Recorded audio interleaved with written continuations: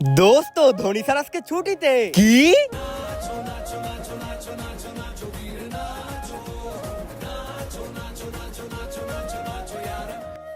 দাঁড়াও দাঁড়াও, কে কি খাবা তাড়াতাড়ি বলো। আমি তো ফ্রেঞ্চ ফ্রাই খাবো। আমিও।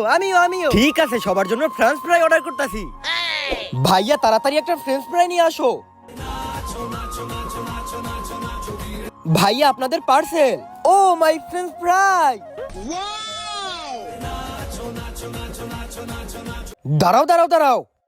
अरे नहीं